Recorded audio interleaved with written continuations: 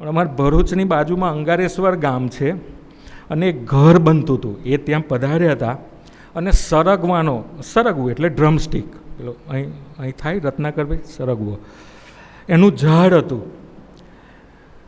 એટલે ગુરુહરિએ જોયું કે આ સરગવાનું ઝાડ છે. એટલે અમારા ભગત હતા વિનોદભાઈ, એમને પૂછ્યું આ સરગવાનું કેવો છે, લઈ લો કે ઠાકોરજી.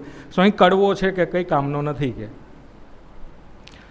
એટલે કડવો કયું એટલે ગુરુહરિએ સરગવાના આમ હાથ ફેરવ્યો કે સારું કે ચાલો કે નો પ્રોબ્લેમ. પછી બધું ગ્રામ્ય વિસ્તારનું વિચરણ પતાવીને પાછા એ ગામમાંથી પસાર થતા હતા તો એ સરગવા અને એ જે ઘર હતું, ઘર બનતું હતું, ત્યાં આગળ બધા જે કામ કરનારા જે હોય એ રોટલો ને સરગવો ખાતા હતા.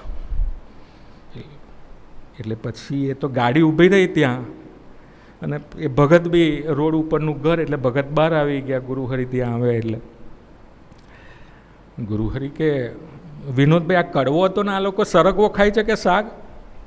તો જે ઘરના માલિક હતા, જૂનામાંથી નવું ઘર બનતું હતું, એને કહ્યું સ્વામી કડવો જ હતો, આ વર્ષોથી અમે રોપ્યો છે, અમે ઉછેરીએ છીએ ને અમે ઘણીવાર ખાવા પ્રયત્ન કર્યો પણ કડવો જ હતો. પણ જે દિવસે તમે આમ બાળકની જેમ હાથ ફેરવ્યો, જાણે બાળક હોય, કોઈ મુક્ત હોય, આમ હાથ ફેરવ્યો એટલામાં આપે એની કડવાશ કાઢી નાખી કે મીઠો થઈ ગયો આગળ.